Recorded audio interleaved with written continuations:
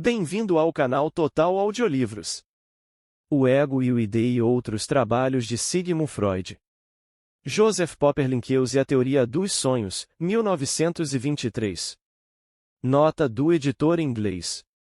Joseph Popper, de 1838 a 1921, era engenheiro de profissão mais bem conhecido na Áustria por seus escritos, sob o pseudônimo de Linkels, principalmente sobre assuntos filosóficos e sociológicos. Um relato de seus planos de reforma social será encontrado em um livro da autoria de Fritz Wittels, publicado em inglês sob o título de Ain de Topovert, Londres, 1925. O livro também contém uma curta biografia do próprio Popper da autoria dos tradutores, Eden e Cedar Poe.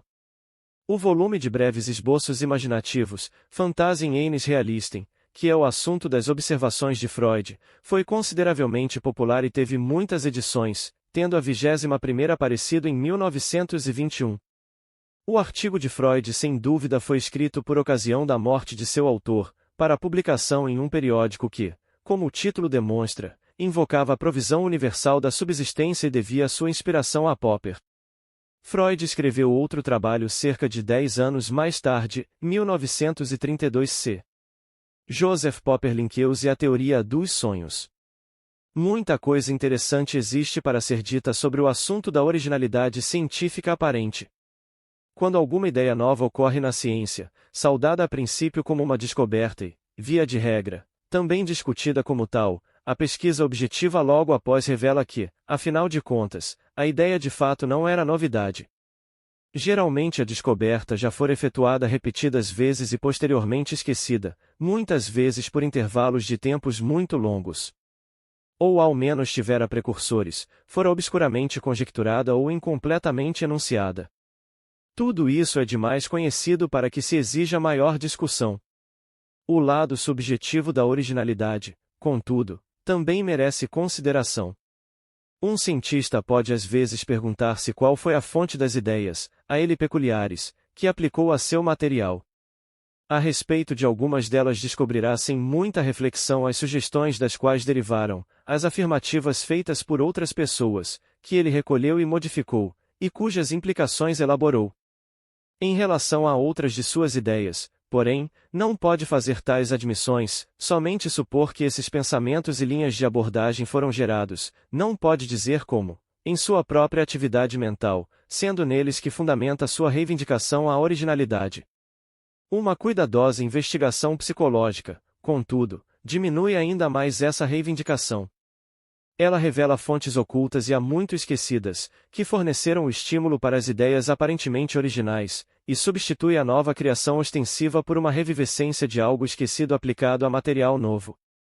Nada há por que lamentar nisso, não tínhamos direito de esperar que aquilo que era original não pudesse ser rastreado e determinado. Em meu caso, também, a originalidade de muitas entre as novas ideias que utilizei na interpretação de sonhos e na psicanálise, evaporou-se dessa maneira. Ignoro a fonte de somente uma dessas ideias, tratava-se de nada menos que a chave para minha opinião sobre os sonhos e ela me auxiliou a solucionar seus enigmas, desde quando tenha sido possível solucioná-los até aqui. Comecei a partir do caráter estranho, confuso e insensato de tantos sonhos e deparei com a noção de que eles estavam comprometidos a se tornarem assim, de vez que neles algo lutava em busca de expressão, a qual se opunha uma resistência oriunda de outras forças mentais.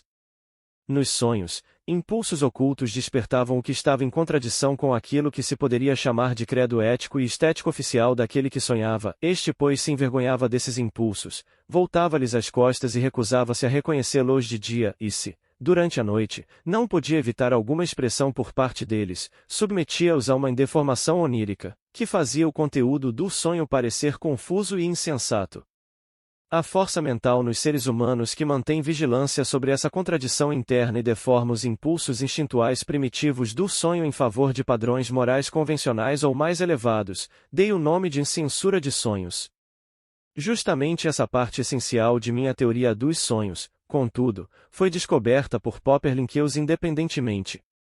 Pedirei ao leitor para comparar a seguinte citação de uma história chamada Entraumen wie Wachen em Sonhar Acordado e em suas Fantasien realista em Fantasias de um Realista, certamente redigida na ignorância da teoria dos sonhos que publiquei em 1900, tal como eu próprio me via então na ignorância das Fantasien de Linkeus.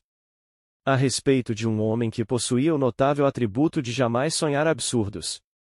Esse seu esplêndido dom, de sonhar como se estivesse desperto, é uma consequência de suas virtudes, de sua bondade, é a serenidade moral de sua natureza que me faz compreender tudo a seu respeito. Mas quando penso sobre o assunto de modo correto, respondeu o outro, quase acredito que todos são como eu e que absolutamente ninguém jamais sonha absurdos. Qualquer sonho que se pode recordar de modo suficientemente claro para descrevê-lo posteriormente, qualquer sonho, equivale a dizer, que não seja um sonho febril, deve sempre fazer sentido e não poderia ser de outro modo, porque coisas entre si contraditórias não poderiam se agrupar em um todo único. O fato de que tempo e espaço sejam a miúde lançados em confusão não afeta o conteúdo verdadeiro do sonho, porquanto, indubitavelmente, nenhum dos dois é significância para sua essência real. Com frequência fazemos o mesmo na vida desperta. Pense apenas nos contos de fadas e nos muitos e audaciosos produtos da imaginação plenos de significação, dos quais apenas um homem sem inteligência poderia dizer, e isso é absurdo, pois é impossível. Se apenas sempre se soubesse como interpretar sonhos da maneira correta, como você acabou de fazer com o meu, disse seu amigo. Isso certamente não é fácil, mas, com um pouco de atenção por parte daquele mesmo que sonhou, sem dúvida sempre resultaria em êxito. Você pergunta, por que é que, para a maioria, não há êxito?